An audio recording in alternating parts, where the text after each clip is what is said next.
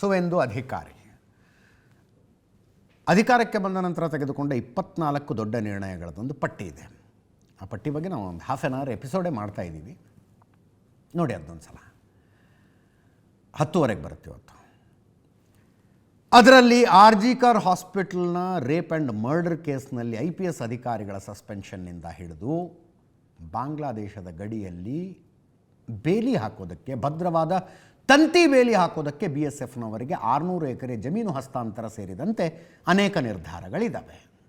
ಅದರ ಜೊತೆಗೆ ಇವತ್ತು ತೆಗೆದುಕೊಂಡಂಥ ಮತ್ತೊಂದು ಪ್ರಮುಖ ನಿರ್ಧಾರ, 600 ಎಕರೆ ಜಮೀನು ಕೊಡುವ ವಿಷಯ ಇತ್ತಲ್ಲ, ಹಂಗೆ ಯಾವತ್ತೂ ಆಗಬಾರ್ದು. ಯಾವ ದೇಶದಲ್ಲೂ, ದೇಶದಲ್ಲಿ ಒಂದು ಪಕ್ಷ ಅಧಿಕಾರದಲ್ಲಿದೆ, ರಾಜ್ಯದಲ್ಲಿ ಪೊಲಿಟಿಕಲಿ ಐಡಿಯಾಲಜಿಕಲಿ ಅದಕ್ಕೆ ತದ್ವಿರುದ್ಧವಾದ ಪಕ್ಷ ಅಧಿಕಾರದಲ್ಲಿದೆ.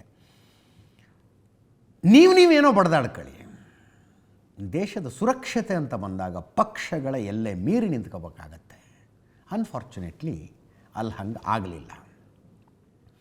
ಬಾಂಗ್ಲಾದೇಶದ ಗಡಿಗೆ ತಾಗಿಕೊಂಡಿರುವ ಉಳಿದ ಎಲ್ಲ ರಾಜ್ಯಗಳಲ್ಲೂ ಭದ್ರವಾದ ತಂತಿ ಬೇಲಿ ಆದರೆ, ಪಶ್ಚಿಮ ಬಂಗಾಳ ಅಲ್ಲಿ ಕೆಲವೊಂದು ಕಡೆ ತಂತಿ ಬೇಲಿ ಹಾಕೋದಕ್ಕಾಗೋದಿಲ್ಲ ಅನ್ನೋ ಪರಿಸ್ಥಿತಿ ಇದೆ. ಸುಂದರ್ಬನ್ ಕಾರ್ಡ್ಗಳು ಬರ್ತವೆ. ಅಟ್ಲೀಸ್ಟ್ ಎಲ್ಲಿ ಭದ್ರವಾದ ತಂತಿ ಬೇಲಿ ಹಾಕ್ಬೋದು ಎಲ್ಲರೂ ಹಾಕ್ಬೇಕಾ? ಅದಕ್ಕೆ ಜಮೀನು ಕೊಡೋದಕ್ಕೂ ಕಿರಿಕಿರಿ ಆಗ್ಬಿಡ್ತು. ಸುವೇಂದು ಅಧಿಕಾರಕ್ಕೆ ಬಂದ ನಂತರ 600 ಎಕರೆ ಜಮೀನು ಹಸ್ತಾಂತರ 45 ದಿನಗಳಲ್ಲಿ ಪ್ರಾಸೆಸ್ ಮುಗಿಸ್ಬೇಕು ಅಂತ ರೆವಿನ್ಯೂ ಡಿಪಾರ್ಟ್ಮೆಂಟಿಗೆ ಆದೇಶ ಮಾಡಿದ್ರು. ಇದು ಹಳೆ ಕಥೆ ಆಯಿತು.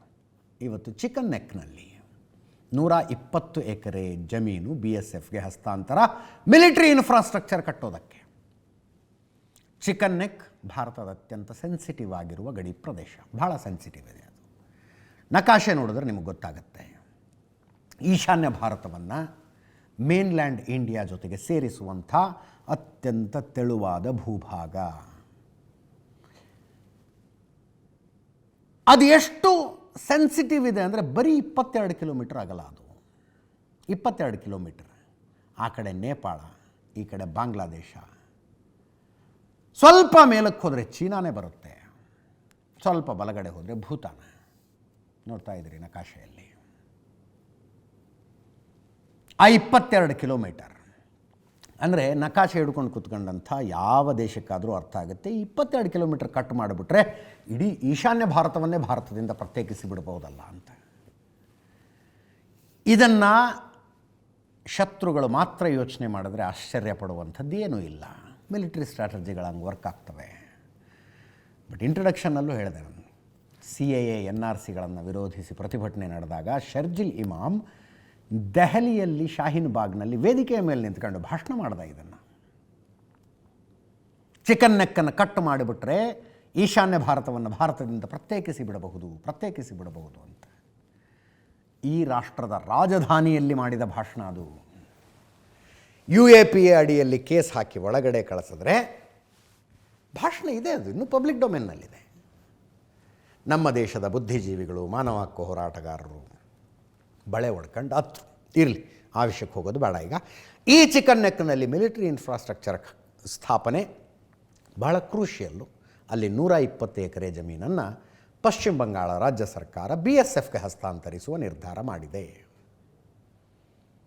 ಇದು 15 ದಿವಸದಲ್ಲೇನೋ ಹಸ್ತಾಂತರದ ಪ್ರಾಸೆಸ್ ಮುಗಿಬೇಕಂತೆ. ಆದಷ್ಟು ಬೇಗ ಮಿಲಿಟರಿಯವರಿಗೆ ಬೇಕಾದಂಥ ಎಲ್ಲ ಇನ್ಫ್ರಾಸ್ಟ್ರಕ್ಚರನ್ನು ಅಲ್ಲಿ ಕಟ್ಕೊಳ್ಬೇಕು ಅನ್ನುವ ಆದೇಶ ಆಗಿದೆ. ಚಿಕನ್ ನೆಕ್ನಲ್ಲಿ ನೋಡಿ, ಅದೆಂಥ ಸೆನ್ಸಿಟಿವ್ ಏರಿಯಾ. ಇನ್ನೂ ಯಾಕೆ ಸೆನ್ಸಿಟಿವ್ ಅಂದರೆ, ಸರ್ಕಾರದ ಬದಲಾವಣೆಯ ಮೂಲಕ ಬಾಂಗ್ಲಾದೇಶದಲ್ಲಿ ಶೇಖ್ ಹಸೀನಾ ಸರ್ಕಾರ ಪತನವಾದ ನಂತರ ಒಂದು ರೀತಿ ಚೀನಾದ ಕೈಗೊಂಬೆ ಆದಂಗಾಗಿದೆ ಬಾಂಗ್ಲಾದೇಶ. ಅಲ್ಲಿ ಭಾರತದ ಗಡಿಯ ಹತ್ತಿರದಲ್ಲಿ ಚೀನಾದವರಿಗೆ ಒಂದು ಏರ್ ಬೇಸ್ ಕಟ್ಟಿಕೊಳ್ಳೋದಕ್ಕೆ ಬಾಂಗ್ಲಾದೇಶದವರು ಜಾಗ ಕೊಟ್ಟಿದ್ದಾರೆ. ಏರ್ ಬೇಸಲ್ಲಿ ಅಂದರೆ ಆ ಕಡೆಯಿಂದಲೂ ಚೀನಾದ ಮಿಲಿಟ್ರಿ ಇದೆ, ಈ ಕಡೆಯಿಂದಲೂ ಚೀನಾದ ಮಿಲಿಟ್ರಿ ಇದೆ. ಮಧ್ಯದಲ್ಲಿ 22 ಕಿಲೋಮೀಟರ್ದಲ್ಲಿ ನಾವು ಬಾಳೆ ಮಾಡಬೇಕು, ಜೀವನ ಮಾಡಬೇಕು.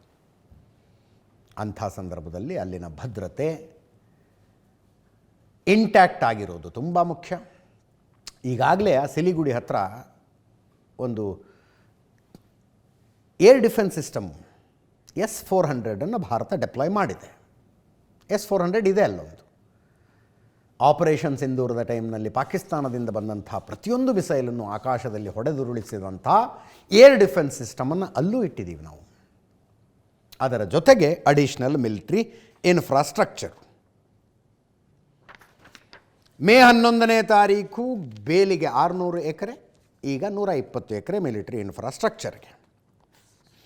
ಇದು ಚೀನಾ ಸ್ಥಾಪಿಸಿರುವ ಏರ್ ಬೇಸ್ಗೆ ಕೌಂಟರ್ ಅನ್ನುವ ರೀತಿಯಲ್ಲಿ ಸುವೇಂದು ಅಧಿಕಾರಿ ಮಾತಾಡಿದ್ದಾರೆ, ಕೇಳಿಸ್ಕೊಳ್ಳಿ.